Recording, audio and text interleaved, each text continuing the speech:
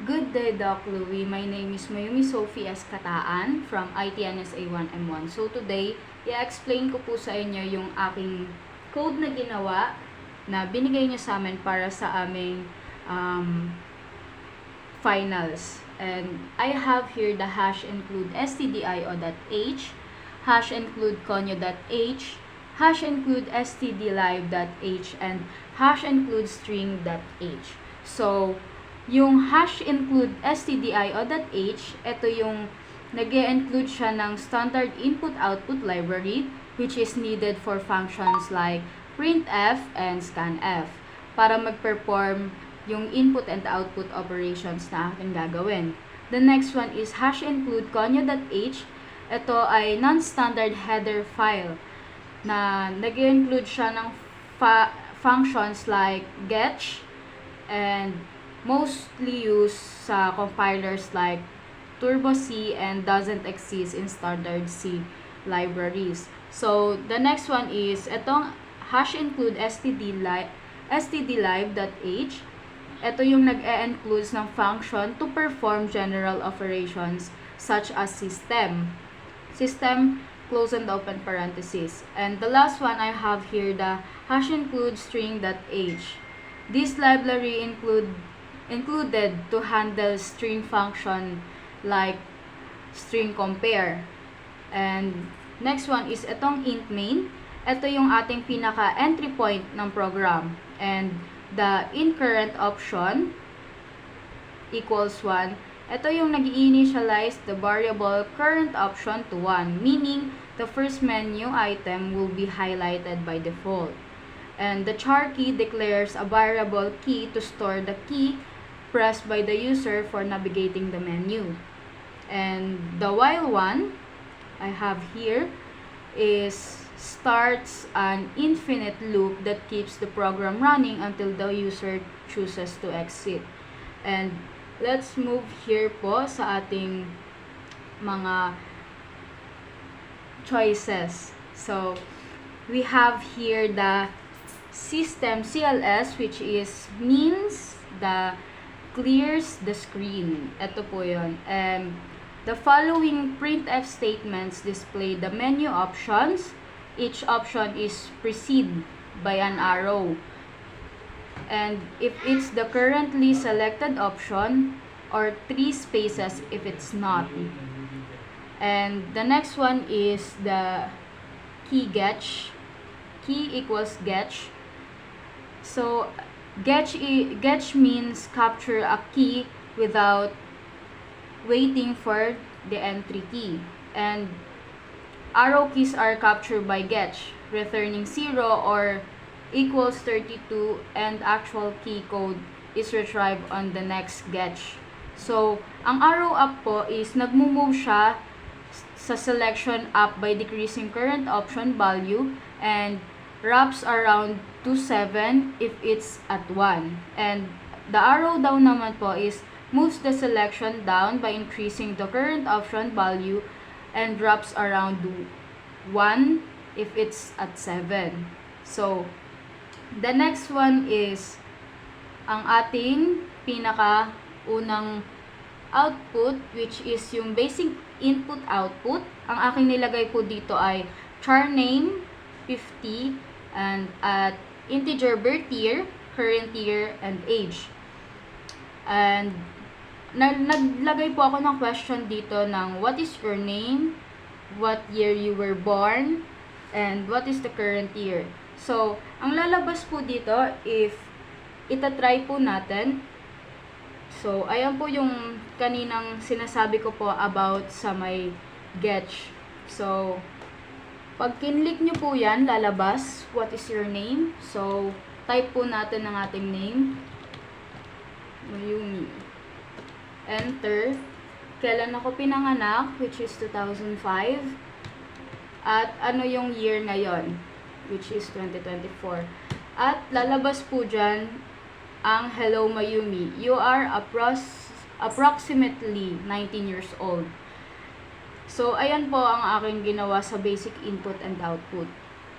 So, next naman po sa conditional statement. Ito naman po, ang nilagay ko dito is about araw, which is Monday to Sunday. Pero, ang nilagay ko po dito is, maglalagay lang po ako ng 1 to 7 para ma-notice niya kung ano yung pinakalalabas. Like, kunyari, 1 yung pinili ko, ang lalabas niya, Lunes. And if 8 naman yung ilalagay ko, mag-e-error yung pinaka sagot na lalabas, which is ito yung lalabas, maling input, and pumili ng numero mula 1 hanggang 7. So, itry po natin. So, arrow down, enter. Lalagay ko po dito is 1. Ang lalabas ay Lunes. So, try naman natin kung lagpas ng 7 yung gagawin natin. So, lagay natin 9. So, ayan, lumabas dyan na maling input. Pumili ng numero mula 1 hanggang 7.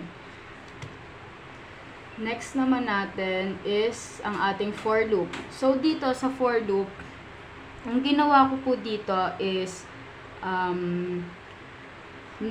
nag-start lang po ako ng 4, integer I equals 1, semicolon, I greater than equal 5, semicolon, I plus plus.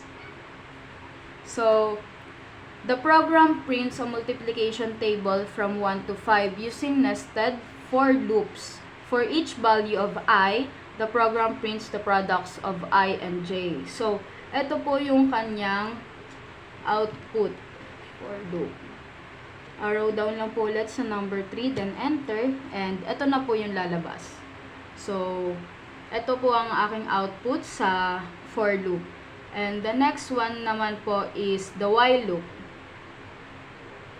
Dito po sa while loop, the user is asked to enter the number of rows for a pattern. So, magta-type ka po kung ilan yung gusto mong rows para sa pattern na lalabas. So, yung while loop is used to print a right angle triangle patterns of stars, where the number of stars increases with each row, which is eto po yun. Arrow down sa while loop, then enter. So, ang pipiliin ko po ay 6 rows. So, ayan po yung lalabas. Then, ayan po, mabibilang po natin like 1, 2, 3, 4, 5, and 6. Then, proceed po tayo sa do while. Dito naman po sa do while, ang aking ginawa is yung pag-access ng password if it's correct or it's wrong. So, yung do while po is used to ask the user to enter password. The loop continues until the correct password, SOAPy07, is entered. So, the string compare, close and open parenthesis function is used to compare the entered password with the correct one. So, itry po natin to. So, F11, arrow down sa do while, enter, then, ang ilalagay ko po muna is yung maling password. So, ang password po natin is yung big letter S ng SOAPy and 07. So, try po natin ang small letter ng SOAPy, then 07.